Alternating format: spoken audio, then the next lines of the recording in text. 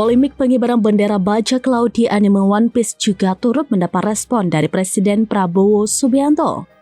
Presiden Prabowo disebut tidak masalah dengan pengibaran bendera Jolly Roger itu jelang perayaan HUT Republik Indonesia. Menteri Sekretaris Negara Prasetyo Hadi dalam keterangan pada Selasa 5 Agustus di Kompleks Istana Kepresidenan Jakarta mengatakan Prabowo menilai pengibaran tersebut sebagai bentuk ekspresi. Meski begitu, Prabowo tidak ingin bendera One Piece tersebut disandingkan dengan bendera merah putih. Prabowo menegaskan bahwa bendera merah putih menjadi satu-satunya bagi anak bangsa saat memperingati Hari Kemerdekaan Republik Indonesia. Prasetyo juga mengingatkan agar tidak ada pihak yang menghasut pengibaran bendera One Piece daripada bendera merah putih. Lebih lanjut dikatakan oleh Prasetyo, pihaknya tidak akan melakukan razia bendera One Piece. Ia pun meminta masyarakat agar tidak terprovokasi oleh informasi yang tidak akurat. Prasetyo menegaskan pemerintah menghormati kebebasan ekspresi kreatif asal tidak menggeser makna simbol negara. Sebagaimana diketahui, pengibaran bendera One Piece mulai masif sejak akhir Juli hingga saat ini. Sebagian masyarakat menilai aksi ini sebagai bentuk kritik sosial terhadap kondisi saat ini. Logo tengkorak bertopi jerami yang digunakan dalam bendera tersebut merupakan simbol kebebasan dan perlawanan dalam semesta fiksi ciptaan Eiichiro Oda.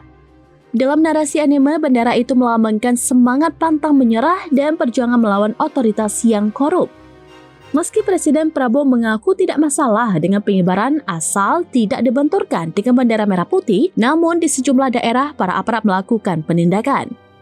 Beberapa orang didatangi seusai kedapatan mengibarkan bendera One Piece.